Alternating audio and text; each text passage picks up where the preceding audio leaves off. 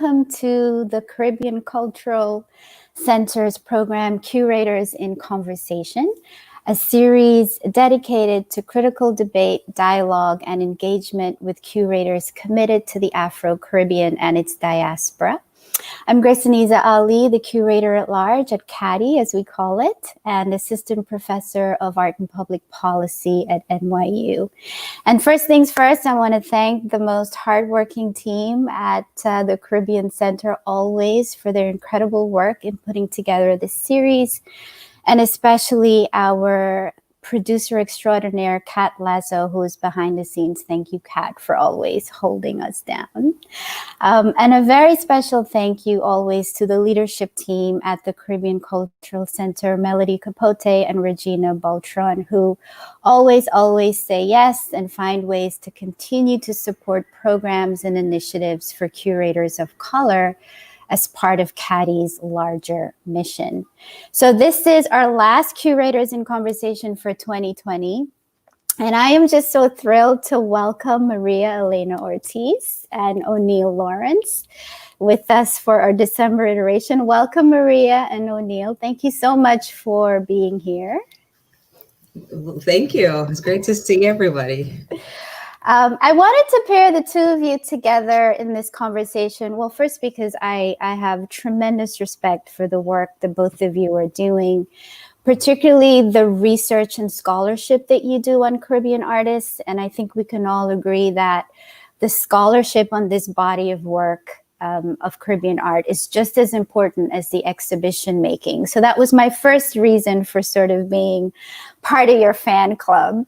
Just a tremendous respect for what you both are doing. But secondly, because you both are uniquely positioned at institutions that, in my humble opinion, are really leading the charge to elevate and expand a global understanding and appreciation of Caribbean art. And you're both doing that, of course, on your own as people in the world, but you're also doing that within the institutional frame, and colleague to colleague, friend to friend. I know that that comes with incredible privilege, but it also comes with some limitations. So I really wanted to make sure that we have your important perspective as both folks that are personally committed to this work, but who are also doing this work from an institutional point of view. So really, thank you so much. I know you're incredibly busy for being here with us.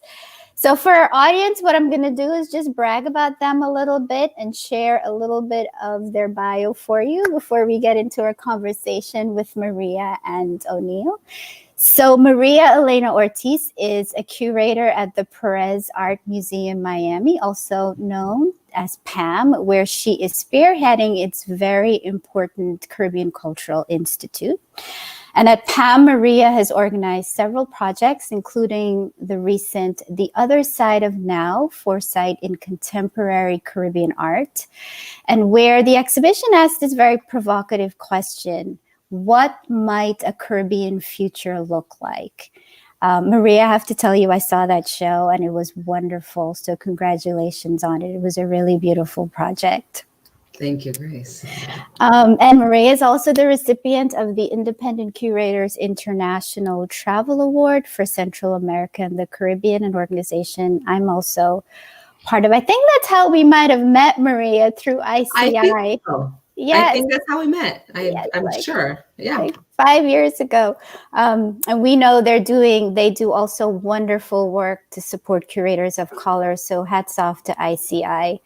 And Maria's curatorial practice, she states, is informed by connections between Latinx, Latin American, and Black communities within the US and the Caribbean. Very, very condensed bio, but Maria is very Googleable. So please do check out her incredible roster of exhibitions and the work that she's doing. And my friend O'Neill Lawrence is now chief curator at the National Gallery of Jamaica in Kingston, where you're joining us from. Thank you for StreamYarding in for us from Kingston. and where he's very involved in the important work of the development of Jamaica's national art collection, which is something I'm really fascinated to talk to you more about, O'Neill. And O'Neill has served as lead curator on recent exhibitions such as I Shall Return Again and Beyond Fashion. And he was the co-curator of the Jamaica Biennial in 2017. And we all know, Maria and I and everyone watching, that biennials are incredible feats to pull off. So our hats off to you, O'Neill, for surviving and thriving through a biennial. Congratulations for that. And O'Neill has contributed to essays on publications on Caribbean art, including Pictures from Paradise, a survey of contemporary Caribbean photography. And he currently serves on the advisory council of the Caribbean Art Initiative. So welcome you both, to incredibly talented, hardworking, credentialed curators. And I'm really, really honored to have a little bit of your time with us in our last conversation for the year.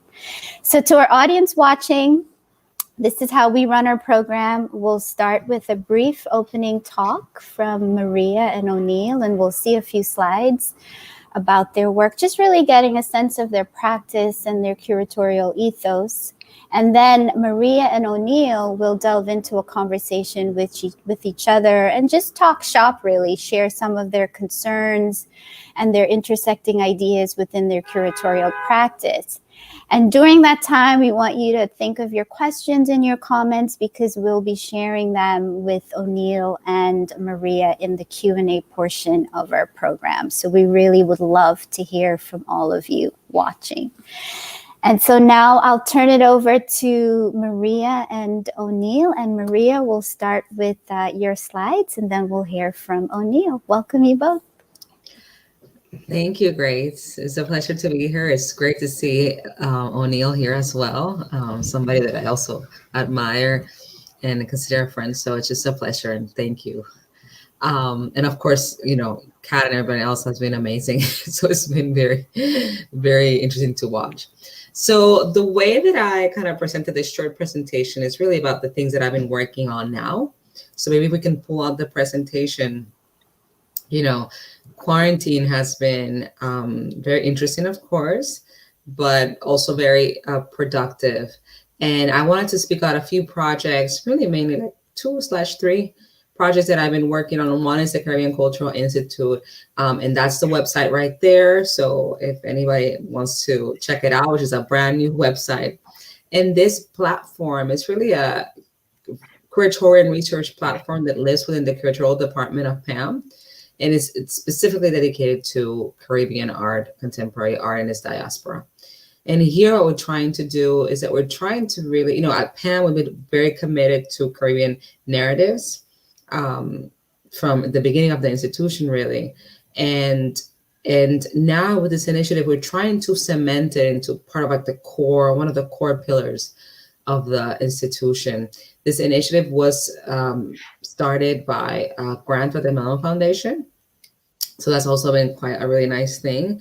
And it's really a program in which it supports some of the exhibitions and initiatives that the museum was already doing, such as The Other Side of Now, which is an exhibition that Grace mentioned, but also it creates new programs, like a fellowship program that I'll talk a little bit later. So if we go to the next slide, some of the things that we've been doing is also generating conversations and research on Caribbean art, and specifically conversation with artists. So recently we published a series of 4 interviews. One with Philip Thomas, this beautiful painter from Jamaica, and then and we did 3 others. One with April Bay, which we'll see coming forth, Nivia Pastrana from Puerto Rico, and then also A1 Atkinson from Barbados. And I think that it gives you an idea of the type of how we're conceiving or how we're thinking of Caribbean art. It's not only the insular Caribbean, but also the continental one, is diaspora. So really thinking about this very inclusive way of Caribbean identity. Now, if we go to the next slide, Another thing that we're doing with this initiative is also highlighting works from our collection and really generating more research from works from our collection. So this is a work that was acquired this year, and by Brillant Constant, this great flag maker from Haiti. And when we started doing this, something that became very obvious at PAM is that we had a great Caribbean collection, but a lot of those holdings were actually Cuban art. So through this initiative, we've been able to kind of highlight that as a strength within the museum, but also then start investing in other parts of the Caribbean to really create a robust, comprehensive collection of Caribbean art. Because I can certainly say that probably PAM has the best contemporary Cuban art collection in the US. And that's amazing, that's great. But then now we can also start kind of looking into other parts of the Caribbean and seeing where else we can start thinking about where to strengthen those areas of the collection. So this new acquisition by Brillant Constant certainly represents that. We go to the next slide. April Bay is another artist that we featured recently on our website. She's known for creating this kind of branding called colonial swag. She's also interested in ideas of the Afro surreal, and she's an artist from Bahamas, living in LA. So, her work not only, I think speaks a lot, very interesting in terms of ideas of colonization, femalehood, Blackness, and actually something else that we're doing with her is that we're trying to create a big public project, which I'll talk about in a second, as part of another collaboration that I've been working on. Now, if we go to the next slide. Through the CCI, we can make collaboration with other organizations. And this is actually a project realized by Fringe Project. And recently we partnered with them to create a series of public art projects that they were initially supposed to happen in December, but with COVID, things kind of went a little bit different. And now we're trying to plan them for March. But the first ones that we did was one of this ones, like which is a really cool project that happened on Biscayne Boulevard, in which with Fringe, Joy covered this statue of Ponce Leon with her own fabric that she creates. So she's very much trying to speak to the colonization of this image and what it means in in contemporary culture. Because if we think about it, here in Miami, as we know, is a very Latin city. But then there's statues to Christopher Columbus, to Ponce de Leon, colonizers, people that were key figures in the genocide and slavery and so on. So she was trying to bring out those ideas. Now, if we go to the next slide, something that we were able to do that project, we were also able to continue this partnership with this project that Nguyen Smith and Marvin Fabian, who actually, passed recently, did this performance called After the Fracture. And those two works, the Nguyen and Fabian, and as well as Joy, were conceived by this partnership with Fringe Projects. And then it's going to have a second iteration, hopefully this spring, in which April Bay is going to participate along with other Caribbean artists. And what we're trying to really do here is to highlight Caribbean art production in the public space. Now, if we go to the next slide. So as I said, so we with the CCI, we're supporting exhibitions, we're supporting our collection and research with that. We're also supporting partnerships, and through those partnerships, creating great collaboration, like what I mentioned with Fringe. And then another great program, this is a new program for the museum, is actually the fellowship program. This is a picture of Julian Sanchez Gonzalez, who just recently, I think today, finished. He became our inaugural research fellow. This year, we decided to invite 2 people to participate, almost like a pilot program, because it's a new initiative for the museum. So we really wanted to kind of test it out first before we do the open call, hopefully this spring, like January or so, February. So be on the lookout for that, because we're going to be offering fellowships for researchers, artists, and other cultural practitioners interested in Caribbean art in his diaspora. So Julian worked a lot with certain, or he's working still with some works from our collection, and following his research on spiritual practices in the Caribbean. Specifically, he's been researching the first Santeria Congress that happened in Colombia. So it's a very interesting type of, event. And then if we go to the next slide, the artist fellow was this artist from Guadalupe named Ronald Cyril, who actually, when COVID happened, we really had to adapt the program. And I think that, as COVID remains in the ether, probably the next round of fellowships will work very collaborative with the selected artists and researchers to figure out, how to adapt to the COVID scenario. In the case of Julian, we were able to do a hybrid fellowships in which he spent a lot of time in Colombia and then some time in Miami. In the case of Ronald, we were able to partner with Memorial Act in Guadalupe. And together, we were able to support financially to the hosting of his residency in Memorial Act. And the Memorial Act is also supporting financially, and he's going to have an exhibition and a catalog. So it became a really symbiotic way of two organizations, Memorial Act in Guadalupe and PAM, to collaborate to support artist production in the Caribbean.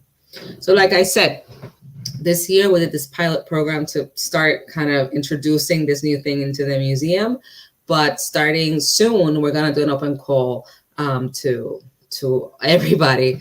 So I hope that if you're watching, be on the lookout for that to apply. Now, if we go to the next slide, another thing I've been working on is exhibitions.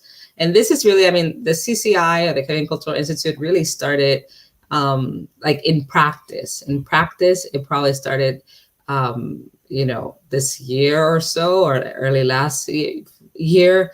And it started first with hiring a coordinator for it, which is Iberia Gonzalez, and then Iberia Perez Gonzalez, I'm sorry, and then who's working with me to develop this initiative. But then I also, this year, had to put this exhibition together, which is called Ally with Power, African Diaspora Art from the Jorge and Perez collection. And this was a great exhibition in the sense that, initially, Jorge Perez, who's one of our big patrons, he has been collecting a lot of African contemporary art and Afro diasporic art. And to the, his commitment is huge. Like, he probably has over 400 works and probably more. And I selected 39 works of his collection. And it was an opportunity for me, as a Black woman, to be able to put artists from Africa, contemporary African art, Latin America, Latinos, as well as Afro-Europeans and African Americans and Afro-Caribbeans together under this premise of Ally with Power. The exhibition has 39 works. I'm just putting here a few, like this Natalie Pierre. She's a Haitian American artist living here, in the States. She was recently awarded the Studio Museum residency. Her work deals a lot with spirituality and this kind of female ethereal beings, very much interested in ideas of resilience and internal strength. And for me, it was a way in which, if we go to the next slide, then, a lot of these artists, they come from very different backgrounds and very different nationalities and histories. So I didn't want to kind of create a totalizing view. I did not want to create a totalizing view of Blackness, because I think Blackness is very multi-layered and very different in different contexts. But I do believe that when we start conversing as Black people and people of color with one another, we become more powerful and we become more connected and we become more resilient. And that was the impetus of this show for me on a personal matter. And it's really, it's funny because a lot of us from different places don't often talk to each other. So for me, it was through artworks. What does it mean to think about Natalie Pierre, as I was mentioning, this work about kind of like internal resilience, with Moholy, who is an artist from South Africa, who's very interested in ideas of LGBTQ+, and really how that group was oppressed after the end of apartheid, and really highlighting women and their strength. But then also by pointing to ideas of pigmentocracy, as you see, as in this image, she actually darkened her skin even more, to speak about like the beauty of the darkness of her skin, but also how skin was treated to the history of photography. Because this is actually, that's her on the picture, and it's actually a really big wallpaper. And now we go to the next slide, just to show you some of the works that were in the show, like this beautiful Fidele Baez. She did this work in Harlem. I'm sure a lot of you, if you are near, you saw this work at the Schomburg Center. And if we go to the next slide, another thing that for me was really neat with the show is that we could start, Willow Nunez is an Afro-Cuban artist that he actually was credited to being part of those Once, the 11, which are a group of people of artists that brought abstraction to Cuba. And this painting is from 1961, very much interested in geometry, in color, and this idea of color evoking emotion in gestural painting. And by that, I mean that you can see his every brushstroke in the painting. And again, this painting is 1961, and that could be considered in relation to the next slide, which is this really big Stanley Whitney, an American artist, African-American, who's also interested in geometric form, who's also interested in abstraction and color and how color makes us feel, but producing, Whitney was been producing since the 70s. So, in a way, there were moments that these two artists were producing at the same time, interested in different themes, in similar themes, but from different backgrounds, and who probably never met each other, at least I haven't found that they met each other. So those are the types of connections that this show also allowed me to do, that I find very thought-provoking and very interesting, and that provide a more inclusive and wider history of abstraction in this case, and other narratives that you see in the show. So that's what I've been working on, that I wanted to kind of share with everybody, and that, I'll end there and leave the word to Anil. Okay. Wow.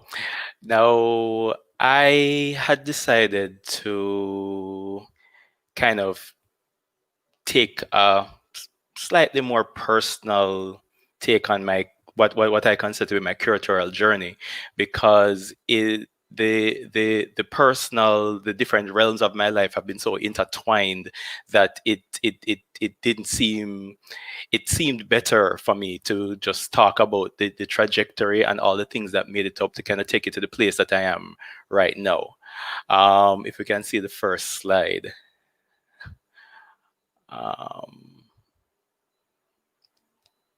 Yes.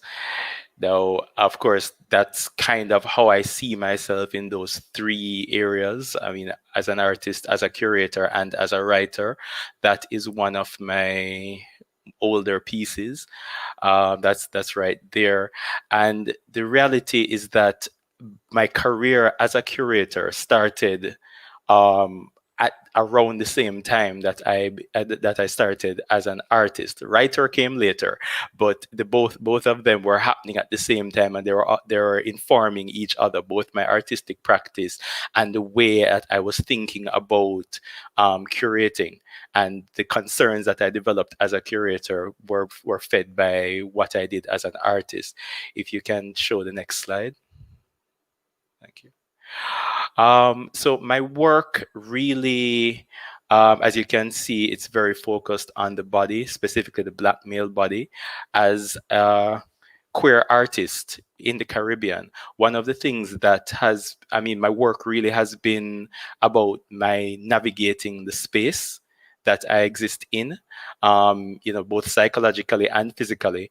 And the reality is that and I'm using the broader term queer people in the Caribbean face because of the different hierarchies that also exist here, because it's not just a matter of race or class, it's a matter of the socioeconomic realities, which are often tied to race and class, as most of us in the Caribbean know. So a lot of my work has really been about navigating the space, how I and other people navigate these particular spaces.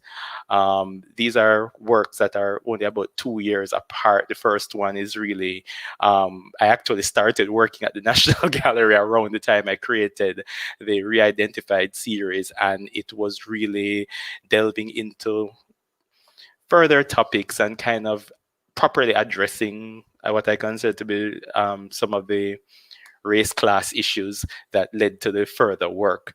But my work moved on beyond the the personal and to kind of get into what I was doing as a writer and more general research. If we can go to the next slide.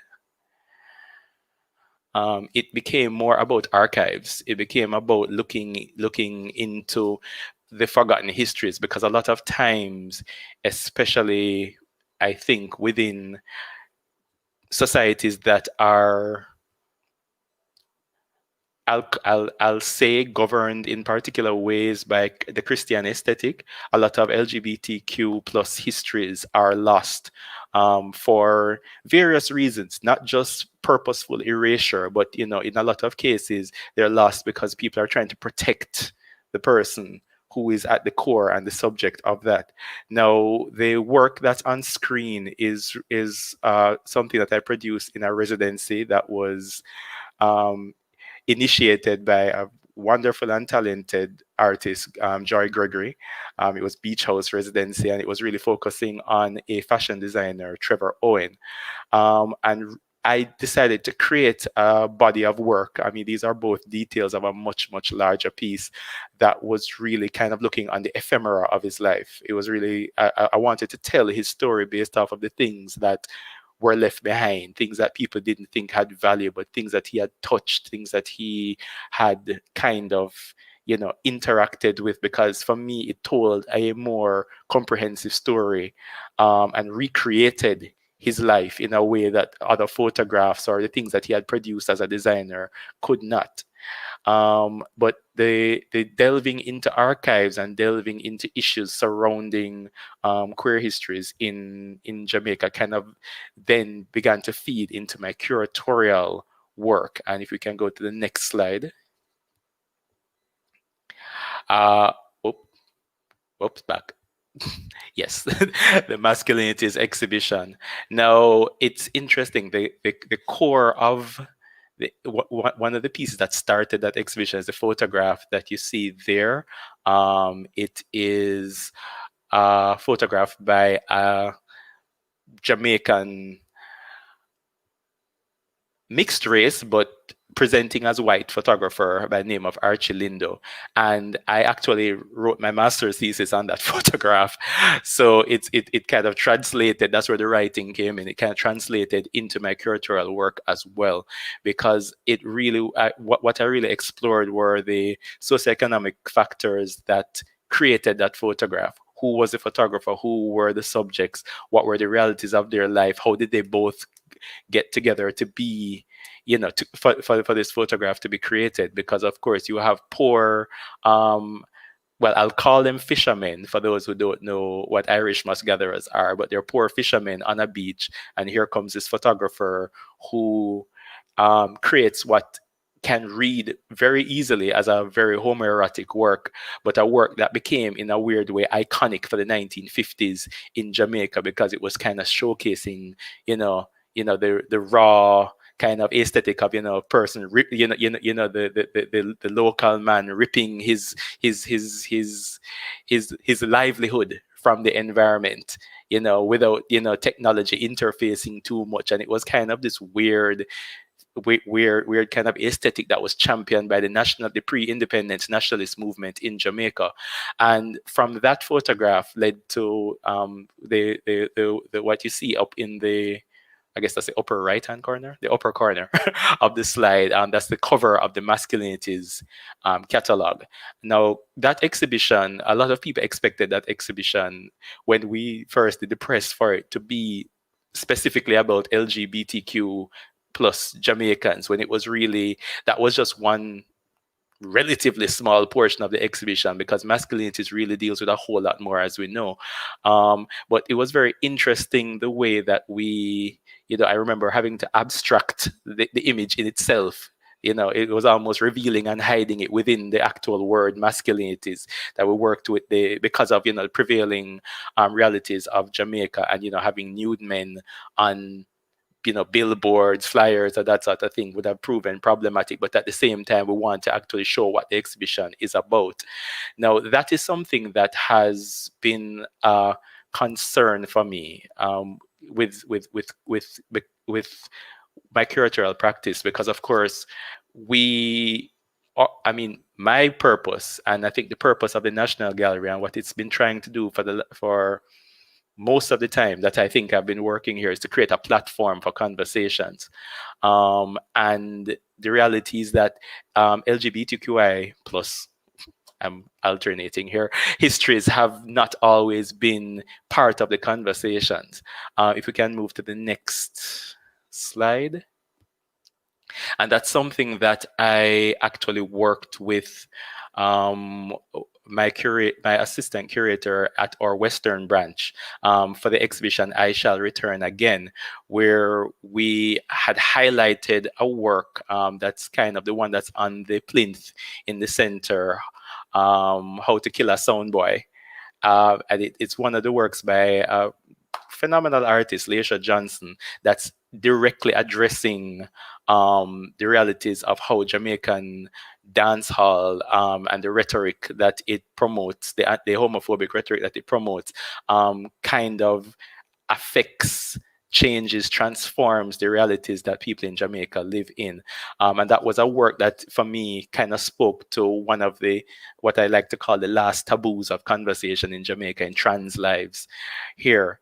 But the reality is that while I want to make it a part of the conversation, the challenge as a curator is how to make it a part of the conversation, but not exclude the other parts of the conversation, not to exclude the other people who want to, or you want to say, who need to be talking about the other issues that are there. So that has been kind of that very delicate balance, including as many aspects of the conversation without alienating the rest of your audience, because you want them to be involved in the conversation and want them to understand that the exhibitions are about everyone, as much as we can make them in any case.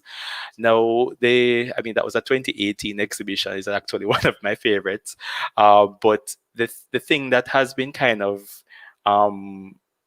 transforming the way I think as a curator has also been the text that I have been able to contribute to. If we can look at the next slide.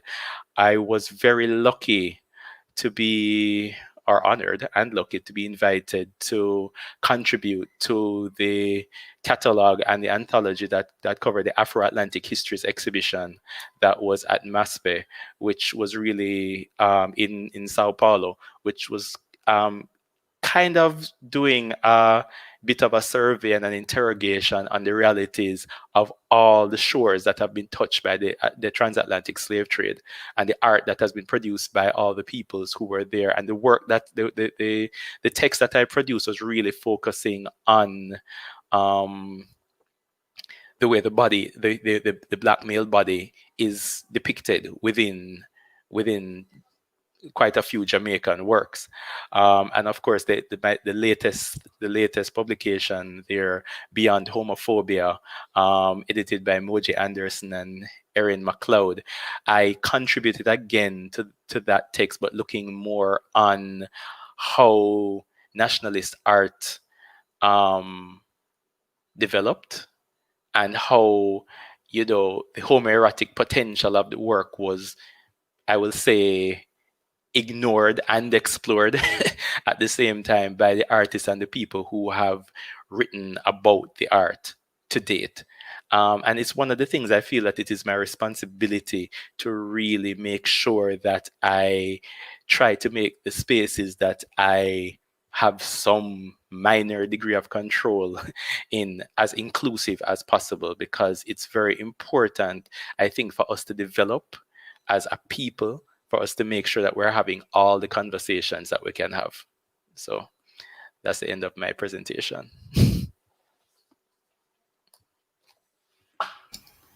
That was great. I mean, I was really taken by, like when you mentioned this whole thing about inclusiveness, and when I was working on with Power, that was something that after the show was done, I had a coworker tell me, which was not in the curatorial department at all.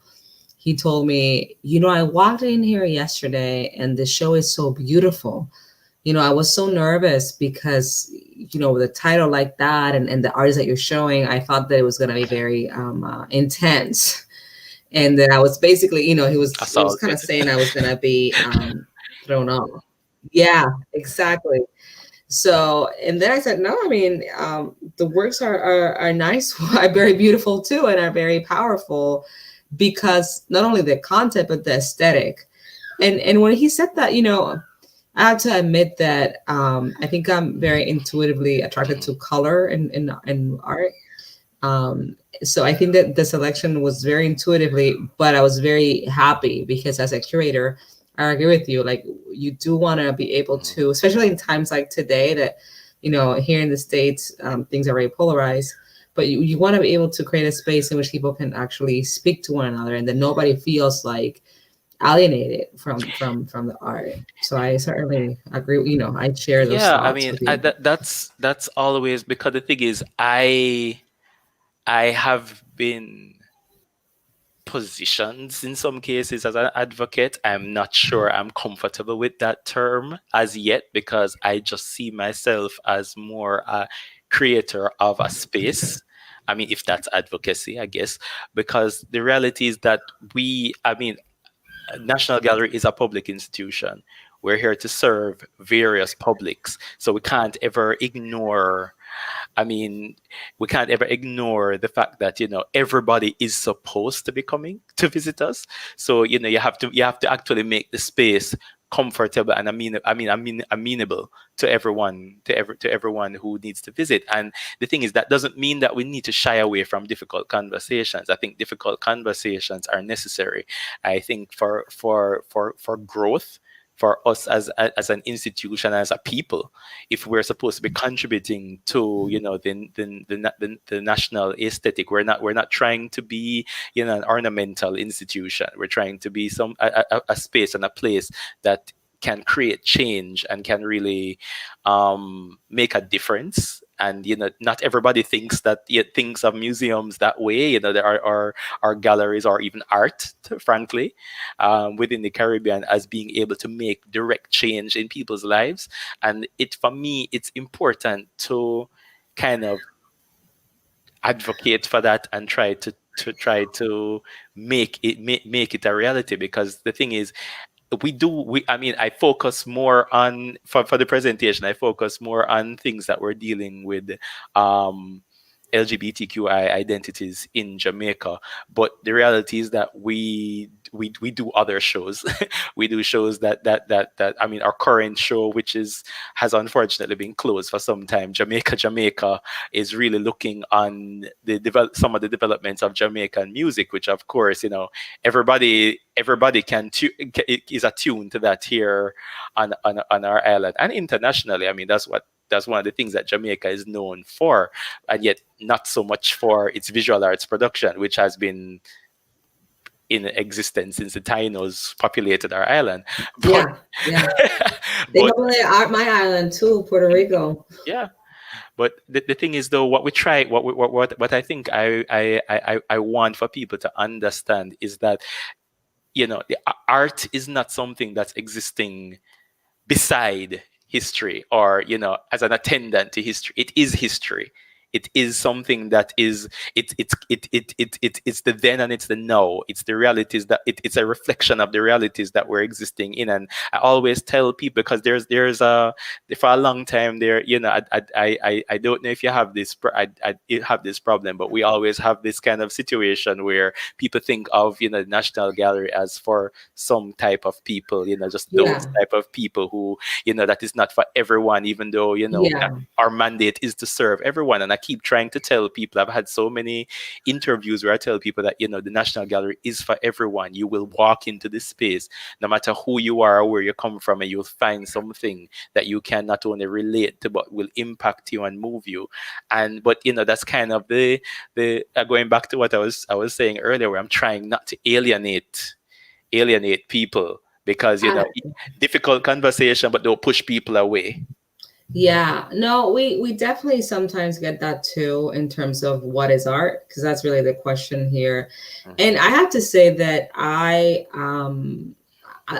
at a personal level, like if I take out my institutional curator hat, I wrestle a lot with that question, because in a way, I understand where it's coming from in the sense that like visual arts, contemporary art specifically, unlike other arts, like let's say music, like you have a bunch of musicians that put out a record, and then let's say you like, Say My Name by Destiny's Child, and that becomes the audience is the one canonizing and saying this is good, this is the art, like the masses. Mm-hmm. And with the arts, it's a little bit different. Like we are the ones sometimes saying this is what you should be looking at. So I think that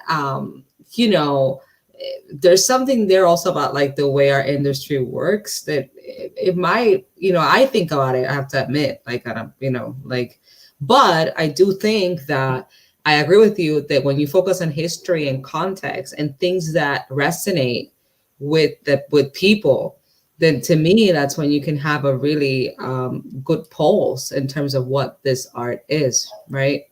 Mm-hmm. I also want to say that, you brought up dancehall and homophobic. I always think about reggaeton and how, which actually that Yankee did a collaboration with, my God, I forgot his name, like this well-known like Jamaican dancehall artist. It'll come back Sean to Paul. me. No, the one that had like the da na na na na na na na na na. Well, I won't do this because we're live, so I'm not singing, and I'm not a singer. But basically, reggaeton has a similar history. Like reggaeton started also very macho, very like women were like kind of like and still are if you listen to some of the songs at the bottom. So I do think there's something about kind of Korean masculinity in music that needs more exploring, and that could be really interesting to think about, in terms of culture Yeah, and expression. no, I agree, because the thing is, one of the things that my fellow curators for Jamaica were thinking about was the way it's the reggae space, not just the dancehall, the reggae space seems to be so masculine. It seemed to be so, centered on the male performer, the male producer, and yet women have had much more than just supporting roles in the development of reggae. And it just always seemed that women were, and I always remember we had debates about how we were going to deal with it, because we're just saying, how can we have an exhibition talking about reggae music, and it almost felt like, we ran the risk of relegating women to one little space in the exhibition. So it was something that we kind of, I mean, I don't know how successful we were, but we did try really hard to get past that stereotype about this masculine machismo space that was reggae and dancehall music, and to showcase the fact that women were real players in the space.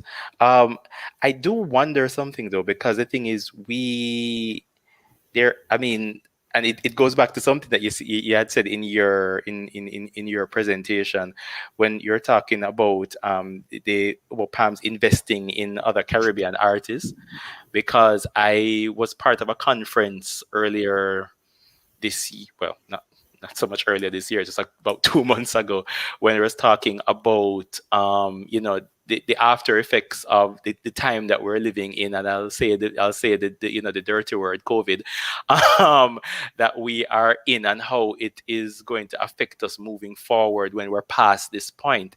Is it really about looking locally? Because that's one of the things that some of the curators that were in that conference were talking about making the focus more local and less international, not just for the publics that they serve, but also to protect the environment in a different way, shipping all of these different things. But I thought about it, and it's one of the things that we said, that museums that exist in the developing world, the challenge is that going more local can tend to shut us off from what is happening, because we are a diasporic set of people. We're everywhere. So it's easier for, maybe first world countries to talk about, going local, because they already have all the resources. They have all the artwork, even the artwork that came from us this is already there. So we are trying to reclaim some of that and try to bring things home. So I was just wondering about, what your thoughts are on that, really, because it's something I find fascinating as a Yeah. thing we have No, to I dive think into. that those are really good kind of questions to think about. I mean, I do think that, with the current situation, like, from what I've been hearing, things are not gonna go back to normal in a long time. Mhm. And it's not only because our behavior has changed. Like, think about it. You're in Jamaica, I'm in Miami, we're having a conversation with a New York organization. And that's actually quite democratic in a way, or quite inclusive. And the fact that we can do this, is changing the way we work and the way we operate. So there's that type of change going on.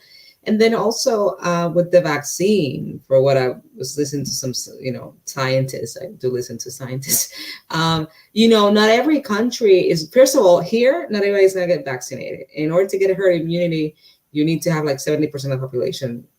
You need vaccines in order to get herd immunity. And then different countries are going to have different access to vaccine. I mean, some countries are not going to get access to the vaccine. So like travel, and everything is going to be affected. I do think, and I was actually, having a conversation on this topic just right before our conversation, because, for the fellowships, we really wanted to have, a travel grant, having people from the Caribbean come to Miami and all that. And we had to rethink that. We have to really rethink what our role was and what we could do. Like, how can we support our local community, which I think that's, of course, a really natural impulse, specifically because a lot of local infrastructures are at danger, to be honest. I mean, we had layoffs at my museums, and other organizations, some organizations in the US closed. And I mean, that was news as well. So that's a very important gesture to think about, because we also want to maintain an ecosystem. And if we can, we also want to be in dialogue with other communities, because so many of our communities here in Miami specifically are from elsewhere.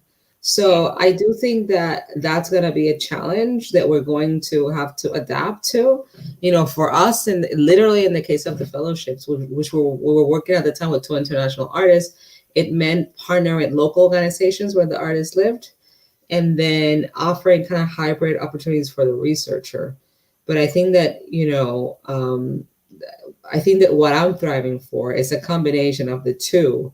But I do think, we'll see how that pans out. I mean, we'll see. This is kind of all being played out in real time. Yeah, no, and the thing is, I think that that this is really a time of our adaptation, because a lot of, we're thinking about it as a time of crisis because we're in the crisis. But the reality is that and it's something that we have been, I mean, I had a meeting a meeting just right before before about an hour before this conversation started, where we're talking about the ways that we have to reach the public. I mean, we have new exhibitions that we're planning, and it's still a big question mark about how we're going to reach our publics, right? And that's also the reality, because we don't want, now that we're all zoomed to death. I think the reality is that we have to look on the technologies that are there and how we're utilizing them in the best interest of the people that we're supposed to be serving. Because I remember one of the best pieces of advice that I got when I became the chief curator was, always remember the publics that you serve. Always remember who you're supposed to be serving. Don't get caught up in the hype of the status and the name and the title and whatever. But remember that you're here to serve at all times. And I always have that somewhere not too far in the back of my mind to kind of remind me that, yes, you have to serve, but now we're in this weird time where we're trying to figure out how we're going to do it. And the thing is, I think all of us now are existing in spaces where our resources are not what they used to be. I mean, for some of us, they weren't all that to begin with. Exactly. And it's not only like financial resources, it's people resources. It's certainly been a shift. And quite honestly, I don't think, when this whole thing started, I guess we ventured into the COVID waters, I have an artist that told me, we're really not going to know what happened in 2020 until 2030. Yeah. And that to me gave me a lot of ease, because that to me was like, oh, you know what, I'm not going to try to like analyze it and to really, I'm just going to try to adapt and go through the emotions, because it's true. Like, you know, it's going to take a while at least to process everything that's going on and what happened, what's happening now, and how that changed. And I think some things are very dire and some things have been really good too. Like I said, I'm very happy that we can have this conversation, that perhaps it wouldn't have happened before. Yeah. Exactly. I think these platforms are really helping. And the thing is, because of course, I mean, you're all, I mean, everybody involved in this project is very much aware of the challenges that we face in the Caribbean basin. I mean, they vary. I mean, and I'm not complaining at all, because we're a government institution. We're very, we are supported right now in a time when we're looking, to some of the other museums internationally that we're seeing, as I said, shut down, people losing their jobs. We're still very lucky here, because culture is something that is valued right now, and that we're part of that value system. So we are very grateful for where we are and what we can do. But at the same time, it doesn't change the fact that, like everyone else, we're facing challenges that we weren't really prepared to navigate. And the thing is, navigating it, I think it's one of those things where you're learning while things happen, and it, like you say, it's happening in real time. So we're learning, and the thing is, we're making mistakes. And I'm always grateful for the people who are generous enough to be like, okay, well, made a mistake, let's give you the support to kind of move forward and make it better the next time. Because one of the things that my department, the education and curatorial department, have always thought about is that, it took us a little bit, it took us a little bit of time to kind of get the engine going to deal with all of this, because we didn't want everything to just be COVID content. We didn't want it to be, they produce this, it's like, yeah, and it will be it will be almost stamped in its identity and the way and its visuals and everything as something that happened in COVID. We want this to actually be an archive after the fact, that people can look back and say, okay, it could have been produced in the best of times as Yeah. well. So that's kind of that balancing act that I think we're all trying to kind of face. We're trying to make the best of things, but not make it Definitely. just look like we're trying to make the best of things. Yeah. No, and definitely, because I do think that a lot of people that seek art, they also want to be pushed to think something different about something else, like they want to be taken into another realm of sorts. So Yeah. I do think that I think that makes a lot of sense, that like, let's not jump into the COVID when everybody's feeling it, and they might want to like just be calm, or they don't relax or have another emotion when engaging with an artwork, for sure. Yeah. But one thing that I also wondered about the Caribbean Cultural Institute, though, Hmm. in terms of collaborations, this is like the mini pitch here. Is there is there any thought to collaborations within institutional collaborations within the Caribbean? Definitely, for sure. Let's talk after this meeting. Yeah, Um, definitely. Because definitely, for I'm not sure. being subtle at all with this I one. mean, like I said, we wouldn't be able to do Ronald Serial's residency if it wasn't because we collaborate with Memorial Act. We Mhm. partner with them. Like, I think that certainly partnerships, collaborations are very important, if we want to keep, which we do, working like with the Caribbean region, like in terms of like the actual, locally in the region. Mhm. No, Certainly. it's something that because the thing is, I've found that collaborations are the most informative things that we can do. I mean, for us and our practice here is that when we collaborate, we learn so much more than just when we're putting on projects on our own. And I think that for me, I have learned the most as a curator when we've partnered with with other curators and other institutions, because that's when I mean, your perspective what broadens when you do something like that. And I think that when your perspective is wider, you can do your job better. And for me, as I said, for me, collaborations, exposure to what's happening elsewhere, which is why not being able to travel is such a bummer right now. But it's the thing that I feel that it reinforces, it reinforms, it reinvigorates your practice, So, while we're having to do things, socially distanced by thousands of miles, I think we can try and find ways to still make those collaborations happen, because I think that it's the best thing. For sure. And for me, it's like the more I do projects like that, the more that I learn about myself, and the more, I'm a true believer that the best ideas come out of groups and out of more than one mind working together. Yeah. So yeah, I agree. Because even working within, what you call it, my place at the National Gallery, I try very much to be informed by the team, because we're all coming from different spaces and different realities, different ages. I am grateful every day for the millennials that I have working with, because it's kind of like, okay, I've written this text panel. Is like, what do you think? Is like, are you going to read this? Like, no, I'm not going to read all of that. Can I'll look at it and start reading, and then I'll drift off, short attention span. I'm like, okay, will you read this?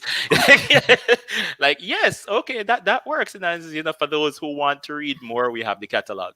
So that's kind of the thing where, I'll be honest, I'm not like a fan of long labels, because I guess I have a very I don't know. I guess going back to this idea earlier about like us telling people what art is, which I think, yeah, that's our job. But I feel like it's also good when you let people consume art the way they want to consume it. Yeah. So yeah. Yeah. No, but I agree. I think that is kind of the thing, to allow people to be able to do what they want in the space, not just not over direct them to say, okay, you need to interpret this way, or you need to invest this much time in this. Always like to say, you have the exhibition, and then you have the Cliff Notes, the Cliff Notes version. Yeah. So you can still get what you need to get out of it. If you have to zip through there in 15 minutes, or if you're spending 3 hours taking your time going through, you'll get the essentials. So yeah, and that's also what the book is for, like the catalog. Like, they're always very helpful for that. How do you find this is one thing, how do you find the diversity, handling the diversity that you have to deal with in Miami, in terms of, the way you conceptualize your projects? Because you have arguably a more diverse population than what I am dealing with here. And I don't mean to say that we're not a diverse set of people. I just mean that you have large numbers of very, very solid identity groups that you're working with. So how do you navigate that? Well, I say to myself, I'm part of the majority. So, and what I mean by that is that in Miami, if I'm correct, I think it's 60% Latin or Latino, which there's a lot of diversity within that. There's Latin America, there's like a bunch of other stuff. And then there's 20% Black, and that's a lot of diversity between the Black. Mm-hmm. And then there's like another 20% white American. So I'm part of the 20% and the 60%. So I'm like the 80%. So I feel very confident in that. I feel like I can navigate those things, or those realms. And, for me, it's a resource that I feel like I am, cognizant to, the different dynamics, between the Latin community, which has a history of racism and so on, and other things, and the Black community with this diversity is concerned. So that's the way I approach it, I guess, with confidence, because I feel like I come from the majority. And also at times, I try to be clear also, and concise and direct when things that I find disturbing or offensive are happened, because that's always going to happen. People are people. Nobody's perfect, right? No. Nobody's perfect. But I also think that as curator, I'm taking one of the subtitles from this. As curators of color, we're navigating quite quite a bit, because I always find it interesting that when I have conversations, a lot of conversations in Jamaica, especially with the Black Lives Matter movement, where it was one of those weird things where you're talking about racism and people kind of saying, but we don't have racism in Jamaica. And I'm like, where are you living? Yeah.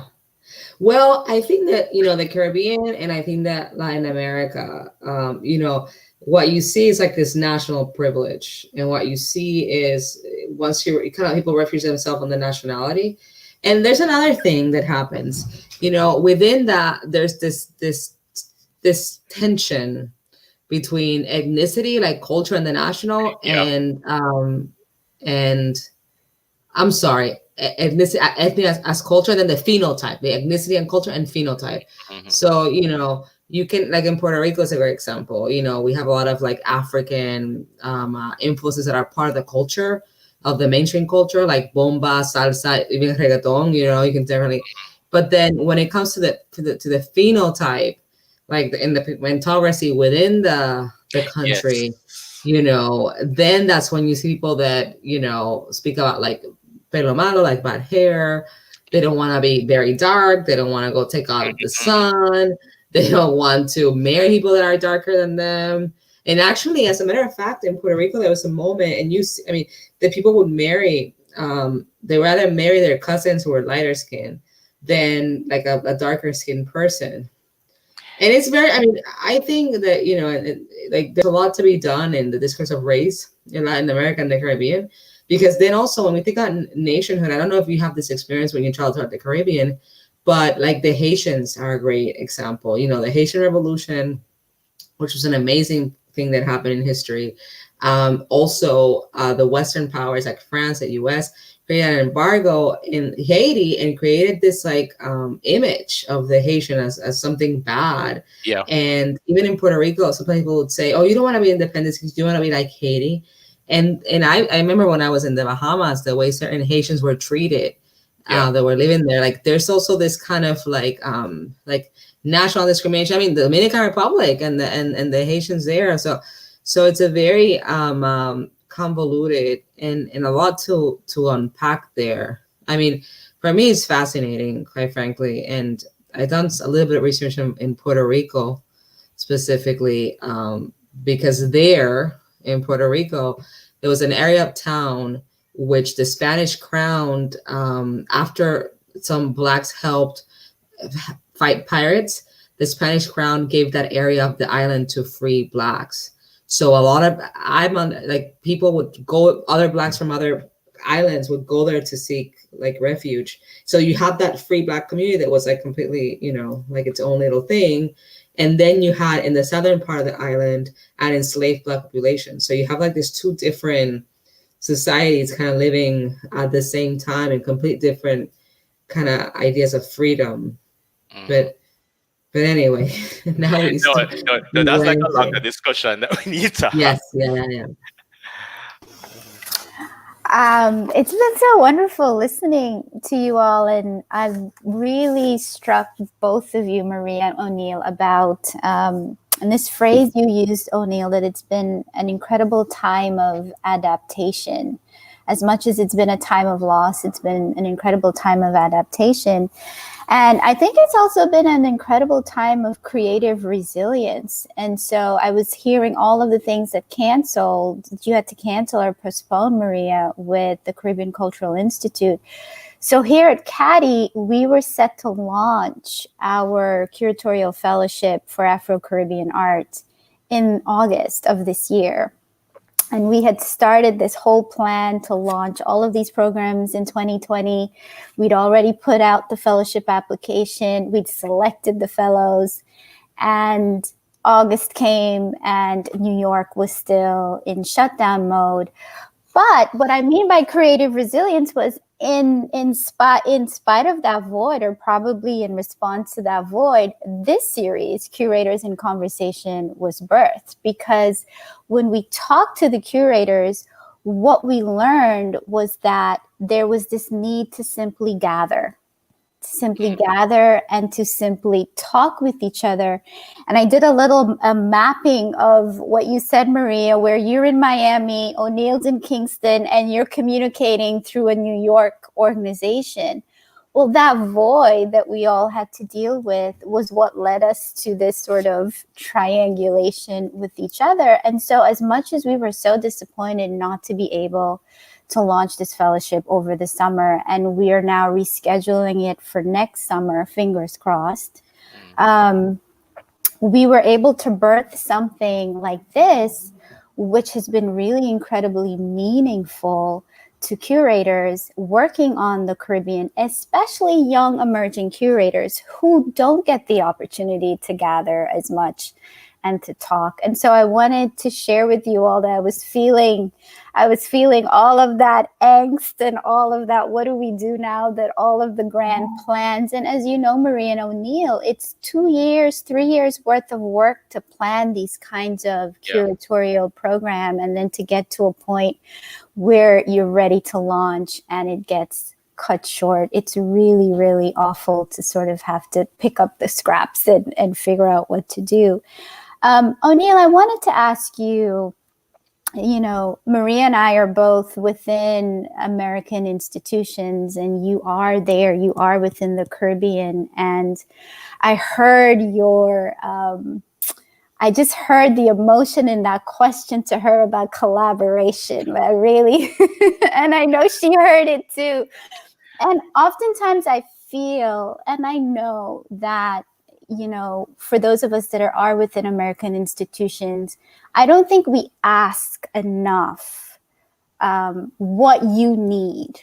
I think we make a lot of assumptions about what curators in your position and at institutions that you're at, what you need, and to hear directly from you what you need, and to listen to that and to respond to that. And so I wanted to ask you if you could share some of, pre-COVID and now in COVID, and thinking, past COVID, as a curator within this leading institution in the Caribbean, what are your greatest needs, and how do you see American institutions and those of us that are at American institutions being really meaningful in the way that we can help to meet those needs?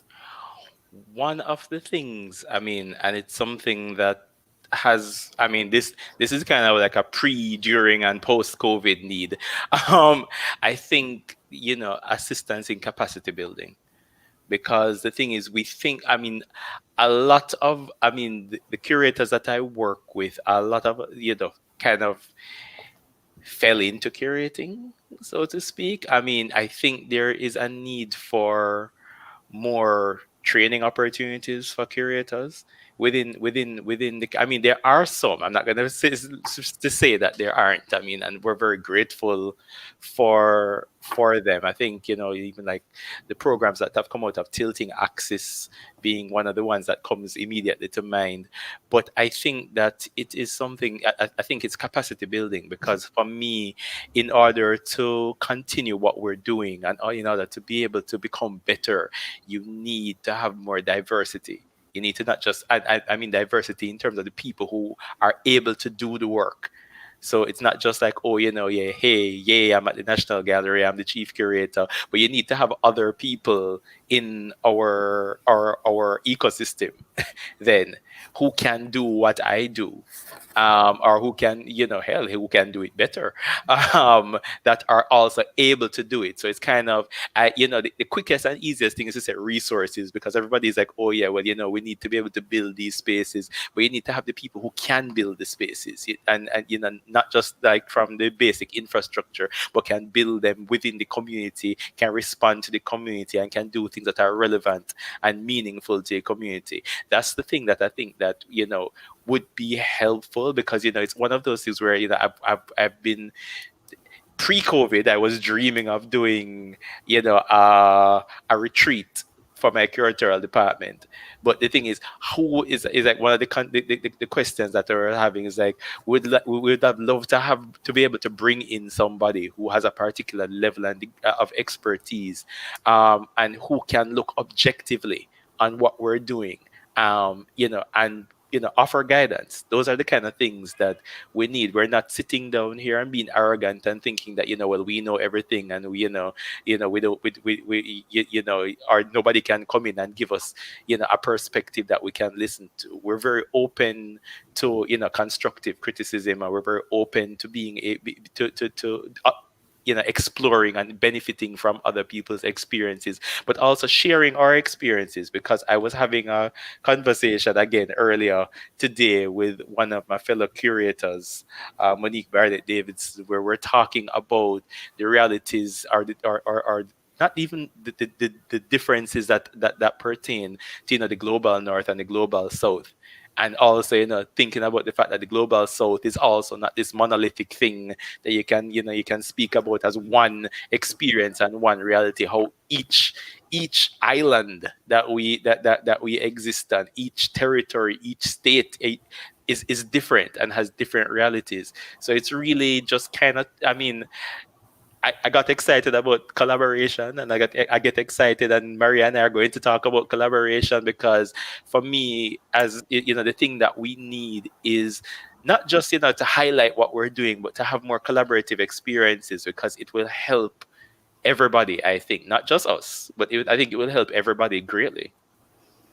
And Maria, I know that museums in the States we've been going through our own set of challenges here, and PAM is no exception. They had to make some very heartbreaking decisions earlier this year in terms of staffing. And so is there a way that we can balance, an institution like PAM and what it needs to continue to do to support its own staff and galvanize its own resources, but at the same time, how do we still show that economy of care and support and reciprocity towards institutions like the National Gallery of Art in that spirit of collaboration? Can we balance those two now?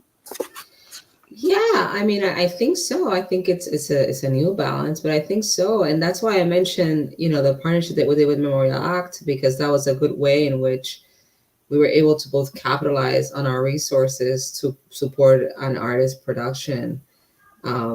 We, for example, something, they not only supported financially like we did, but they provided space.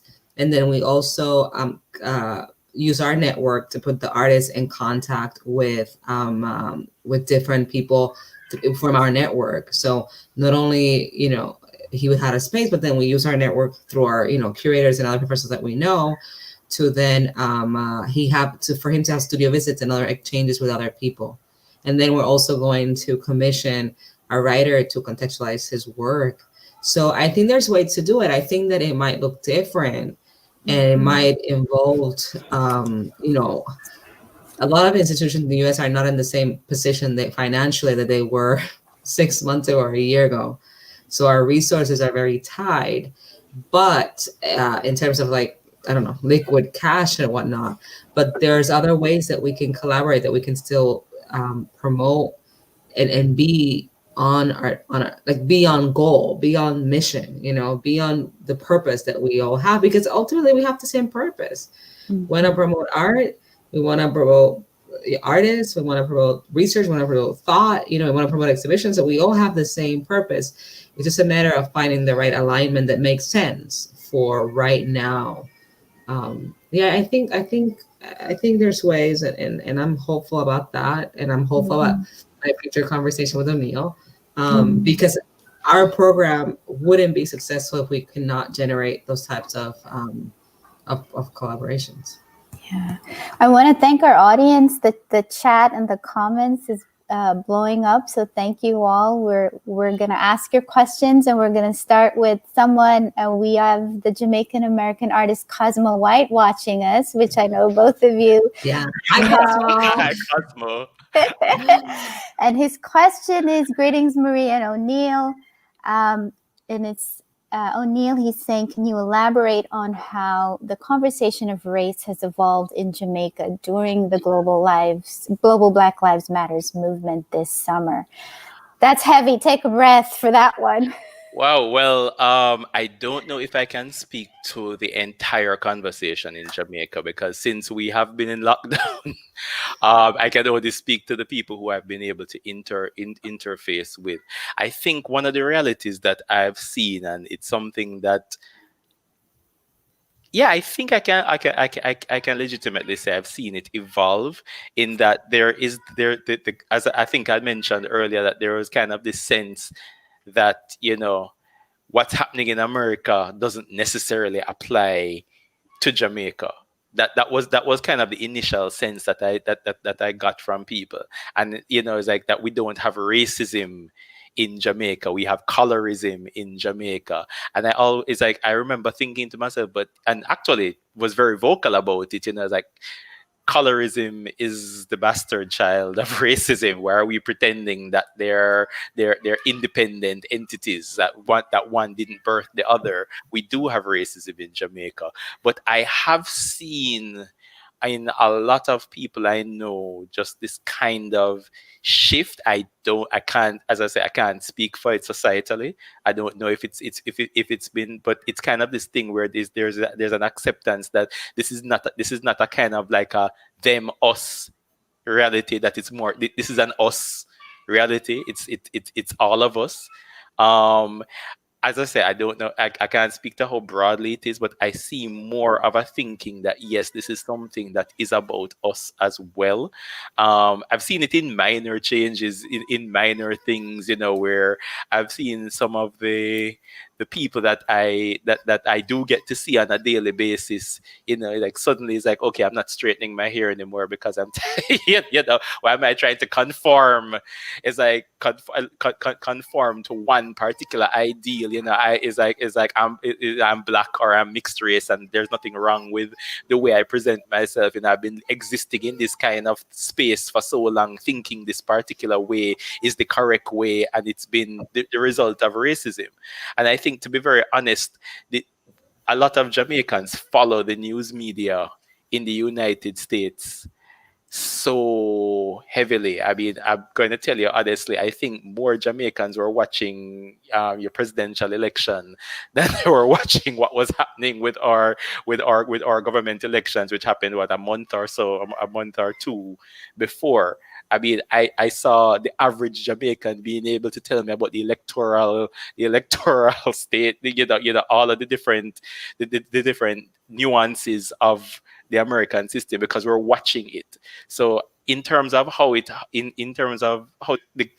race alone has evolved, I'm not sure if I can speak to that as completely as I would like, or maybe you would like, Cosmo, because I know that a lot of your work is dealing with that. And but in terms of the general sentiment is that we're all paying attention. That's the thing that I can say right now. We're all paying attention to what is happening in the United States because it's affecting us, whether directly or indirectly. So speaking of paying attention, I wanted to both of you, I wanted to sort of take a pulse on just some examples of what's happening within the Caribbean art worlds and for Caribbean artists. And so here's some highlights, right? In the Venice Biennale for 2022, we will have 2 Afro-Caribbean Black women representing Scotland. That is Alberta Whittle, who is Barbados born. We just had her on our last Curators in Conversation. And we'll have Sonia Boyce, whose parents are Guyanese and Bayesian. So 2 Black Caribbean women are representing Scotland and representing the UK in the Venice Biennial. I think that's the first time that's happened. Well, I could be wrong. And you should also mention Simone Lee, and her parents Jamaican. And Simone Lee. Yes, thank you. Simone Lee is representing the United States. Thank you, Maria. The Tate in the late next year is going to have this sweeping show on British Caribbean art. right? Late, I think it's opening December next year. And I'm sure you also saw the Art Gallery of Ontario recently acquired the Montgomery Collection of Yes. Caribbean photographs, 3,500 pieces of photograph and materials are housed not in the Caribbean, but in Ontario. And so I'm wondering if, and those are just some highlights, right? I'm wondering if you sense a shift happening with this body of work, Caribbean art, with this community of artists, Caribbean artists, whether we're in the Caribbean or in the diaspora or both. Do you see something shifting, or do you sense something shifting and changing in terms of our visibility, our representation? Do you get a sense of that, of something turning the tides? Well, let me just, because I think my answer might be shorter.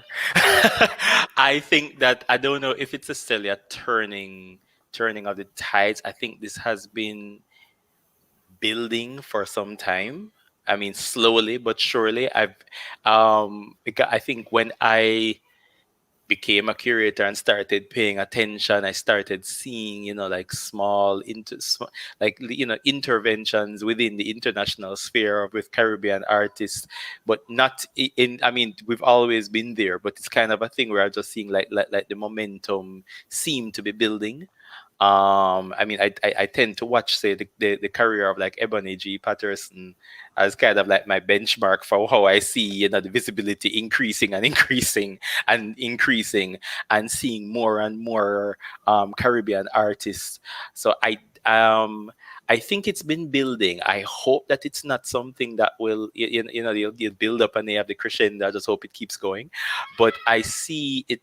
I've seen it growing and growing and growing, and I've kind of become aware of more and more artists. But again, it's hard for me to kind of qualify it, because I feel that as it's been building, I've become more aware.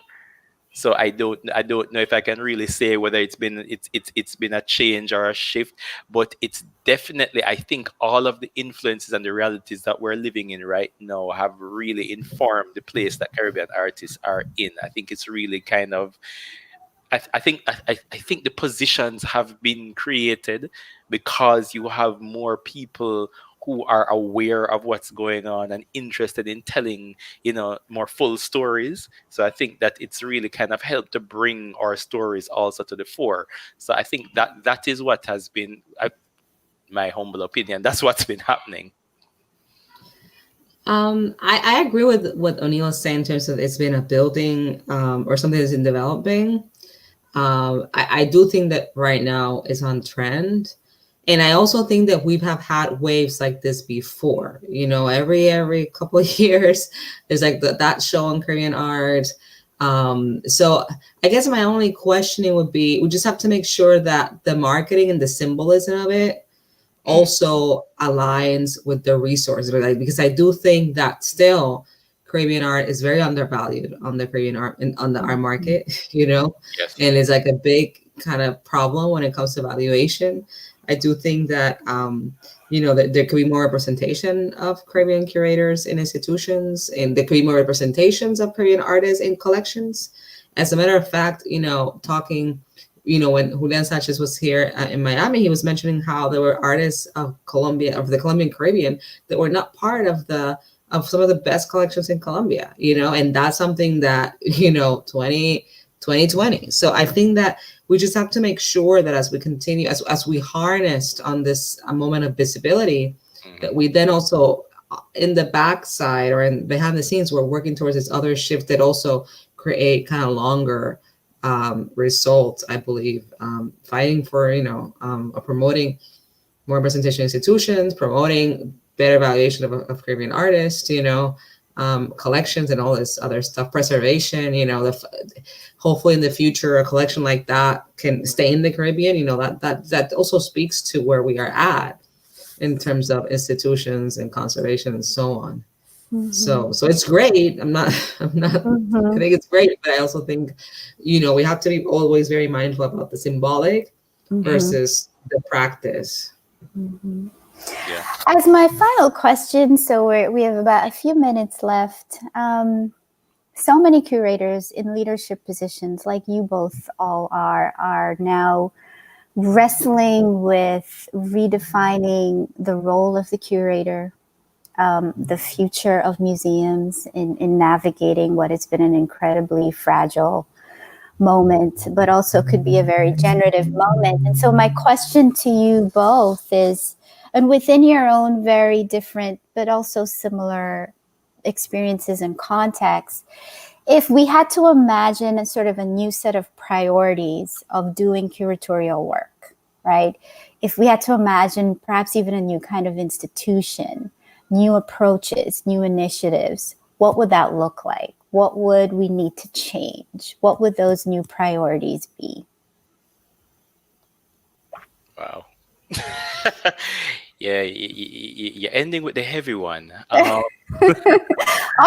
of everything up until now was the warm up, and I don't know. In terms of priorities, new priorities. I don't know if I'd necessarily go with new priorities, because the priorities that we have here at the National Gallery are pretty much those that I think we still need to focus on, because we have been trying harder and harder to reach more and more people. Because the thing is, I think that we have a profile that is growing internationally, but I think locally it still needs work.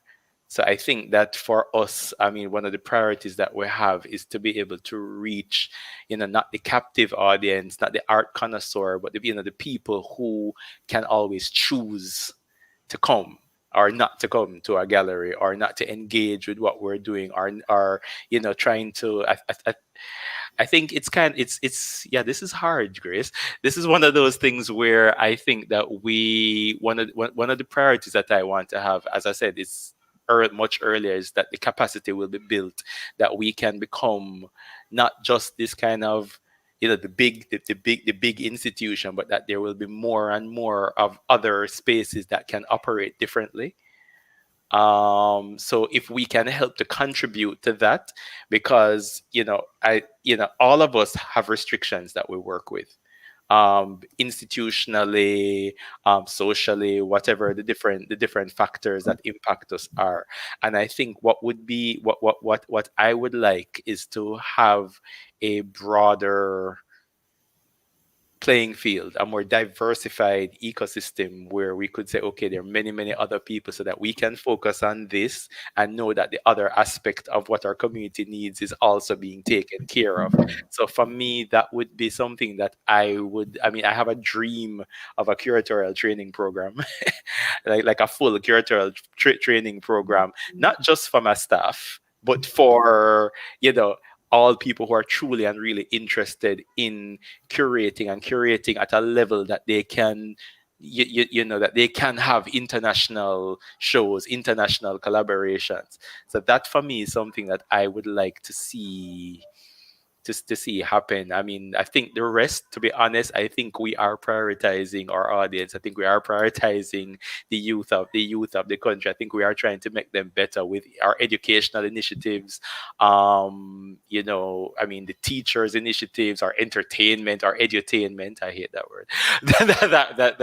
that we produce. I think that really, for me, it's just, if we're able to help expand the ecosystem, that would be like my priority, my dream, the thing that I want to see happen.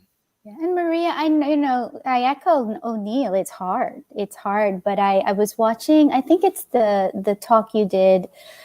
What day is it today? Thursday. Today's Thursday, yeah. Sorry, sometimes I don't remember. It happens. The talk you did with the feminism talk. Last Tuesday. And you were so importantly reminding the audience of the history of museums. That sort of that problematic history of why museums were created and founded in the first place. And so here we are as curators of color committed to the bodies of work and the communities that we're committed to, operating within that history. So, you know, I was thinking about that conversation you were having, Maria, and when I was thinking of this question of what do we need to shift? What new kinds of imaginings do we need to have in this curatorial work? Well, you know, I think that, and thank you for that, Grace, because that helped me with my answer. But I think that what you're hinting at is how do we relate to our audiences? You know, I think that the priorities, I agree with Anil in the sense that priorities are going continues to remain the same in a way, which is like relate to audiences and reach them. But for me, it's about like, how do we relate to them? Like, what's the strategy? Do we take this approach of, do we continue with the traditional paternalistic approach of us teaching them something or thinking that we're teaching them something? Or do we take a more communal approach in which the museum becomes a place for conversation, a place for engagement, a place for ideas? And I think that the latter, especially, I mean, that's where technology can help a lot too. So for me, I think that those are important things to think about. And on a side note, I think in terms of actual work, you know, I have wondered about, after seeing so many fairs online, like, how do we really need that, to have that many physical art fairs? Do we really need to have that many physical biennials? Like, do we really need to travel every month, you know? Like, I certainly don't feel the need, but you know, I think that there's also a question about production here, and where we really want to invest our energy. We want to invest our energy on creating engagement, community, and conversation with our audience, or do we want to be on a plane every month? You know, and to me, those are, you know, things to think about. And Marina O'Neill, if you don't mind, Jamaica is showing up strong in the chat, so I'm just going to ask. That was supposed to be the final question, but I'll ask this final question. And it's from, our lovely Deborah Asinger. And she's saying there's substantial a number of artists in Jamaica who have fallen into financial and social precarity. And this is something that can be glossed easily, perhaps glossed over easily with the perceived democracy of the internet. So true. And so her question is, what is the fate or implication, and I think this can also apply to Puerto Rico, Maria, what is the fate or implication of a museum when artists are in this state, both international and local museums? They're coming with all the heavy questions towards the end. So. Well, They are. No, Good. it's a fair question, and I think it is a real concern for us, because the reality is that, you know, the economies that we exist in is, I mean, here in Jamaica, in particular, I mean Puerto Rico as well. It can't always support the creative sector, and particularly the artists and the visual artists usually tend to be suffering, because, you know, a lot of people think, you know, they don't realize that it's real work, or they're not considering that it's real work, or, you know, it's something that people need to be paid fairly for. So with the current situation that we're in, I think it's highlighted, as Deborah pointed out, the precarity of the realities of some of the artists. And it's something that there needs to be, I mean, I can't come up with an intervention, but there needs to be an intervention, because our organizations can't develop, evolve, or exist without artists. That's like that's the body existing without the blood. So it's something that we need to really kind of also focus on as curators, to try and find ways to enable artists to keep, doing what they need to do, so that we as curators can keep doing what we need to do. Yeah, I mean, I'm a true believer that, and I think that's why there's been a return, I believe, to the local, because I'm a true believer that a good art scene has to have certain things in play in order to coexist in a healthy way, like a good artistic community, institutions, collector, professionals.